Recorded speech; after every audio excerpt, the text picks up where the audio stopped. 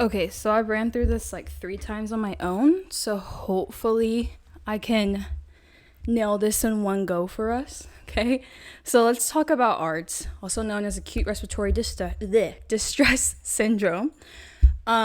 So let's talk about the patho of ARDS. So we know essentially when we talk about ARDS, we're talking about the alveolar capillary space, the membrane itself, right? It becomes damaged and becomes more permeable, which allows for this intravascular fluid to go through the membrane, right? And when that happens, you start to have an impaired gas exchange. So with knowing that, we know this is a pretty serious thing because you're not able to oxygenate the body like you're supposed to. So up here, I just put like a quick little like review of what tidal volume and respirations, like what happens when you increase and decrease them. But I don't really think it's pertinent to this. I just put that up there just as a little note. So let's talk about some causes of ARDS. Sepsis is actually one that falls under a cause and a risk, and it's the most common risk and cause that you'll see for ARDS, especially like within an ICU setting. But aside from that, we know that ARDS can be caused by a direct or indirect injury to the lungs. So some example of direct injuries to the lungs can be pneumonia, chest trauma, embolisms, toxic substances. So when you think of toxic substances, think of like smoke inhalation. You're inhaling that carbon monoxide, so you're inhaling that that toxic substance, right? Some indirect injuries can be sepsis, severe trauma, which essentially leads to severe inflammation, pancreatitis, bowel obstructions, cabbages, DIC, things like that. Things that don't directly affect the lungs, but can cause that inflammatory response within the body that essentially is going to affect the lungs, if that makes sense, right? So with that being said, let's move into our first phase, which is also known as the injury and exudative phase. So we know that this is 1 to 2 days after an injury has occurred. And we know that in this phase, fluid moves into the alveolar space and surfactant production begins to decrease. You may see atelectasis become widespread during this phase, and you also will start to see refractory hypoxemia in this phase, which is a classic sign of ARDS. Excuse me. Refractory hypoxemia actually doesn't have like a definitive definition, but what you may see is like a PaO2 that's less than 50 or an FiO2 that's around 1, right? You'll start to see hypoxia that's unresponsive to oxygen. So essentially, no matter how much oxygen we're pumping into this person, they're either still desatting or they're just staying the same and nothing is causing it to change.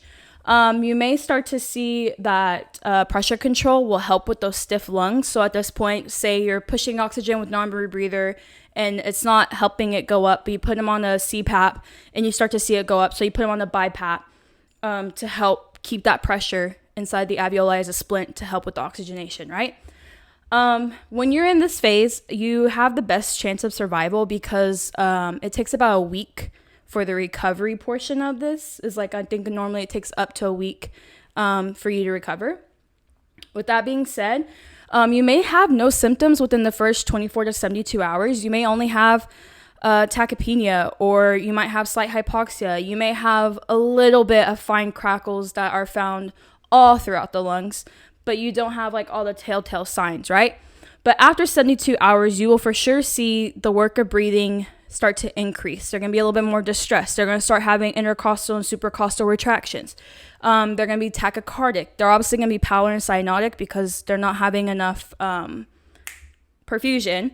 And then you may start to see their mental status begin to change. You may have altered mental status due to the fact that they're hypoxic, right? You also may see secretion production begin to increase within this phase.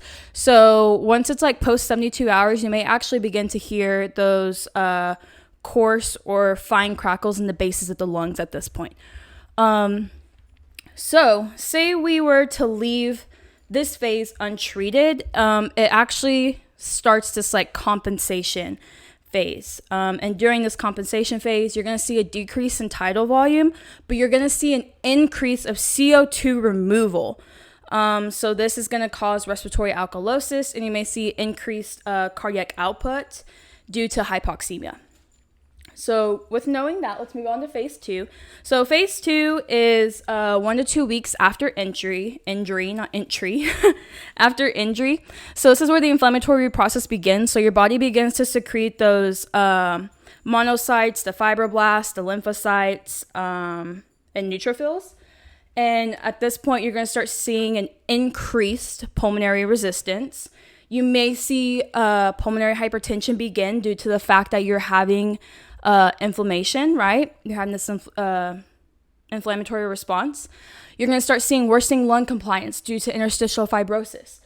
You may also see worsening hypoxia due to the thickening of the alveolar membranes, because remember, at this point, secretion production is increasing. You're going to have that lymphatic drainage of edema, fluid begin to come out, and your capillaries begin to reabsorb that edema fluid.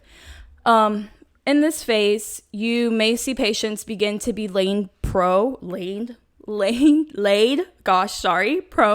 to help with the oxygenation, right? You only want to prone them if they can handle it, and they can, just if they can handle it.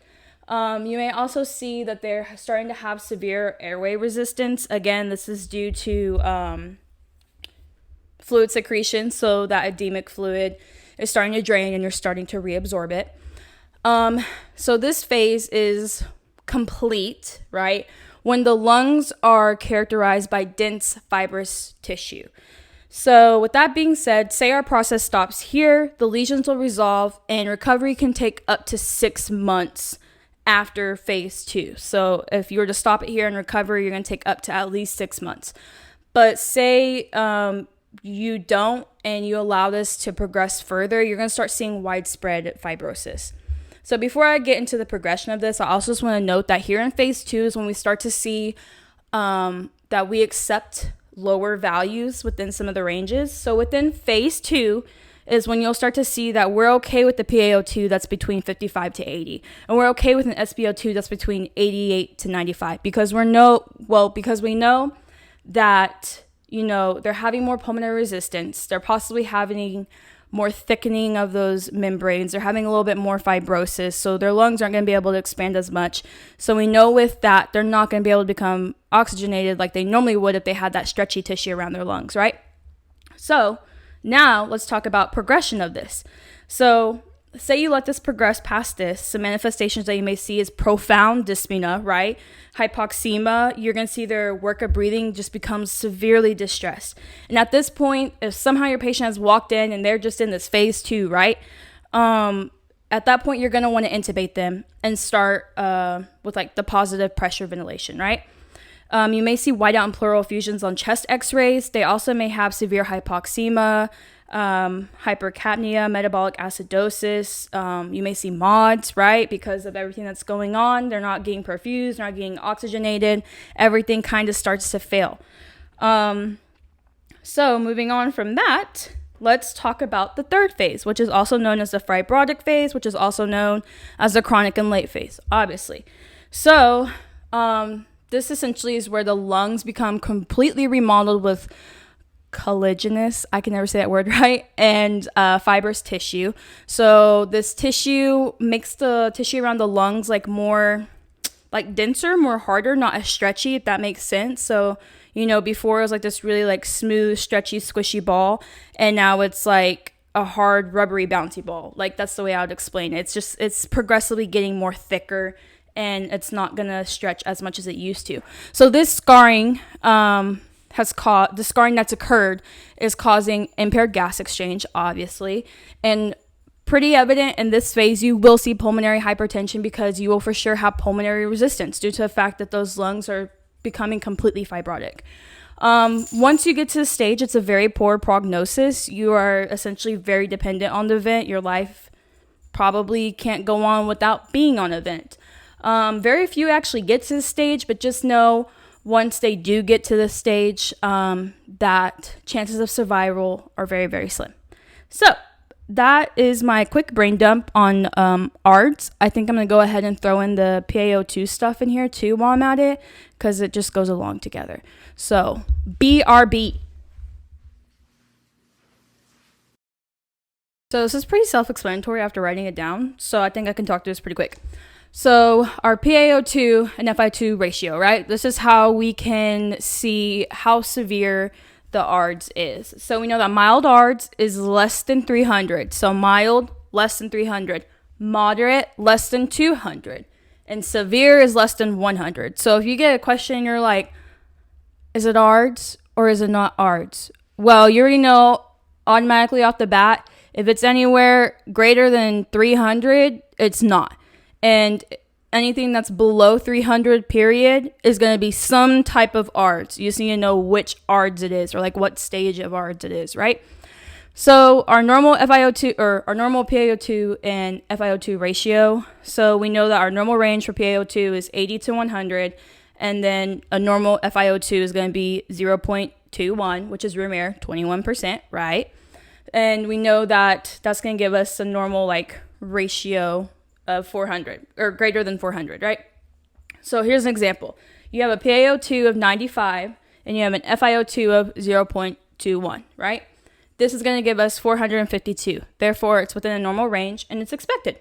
So that's how you calculate the ratio to get this. And then these are the ones that you need to know for sure for the test, at least the differences between them of mild, moderate, and severe. Cool beans. That's all.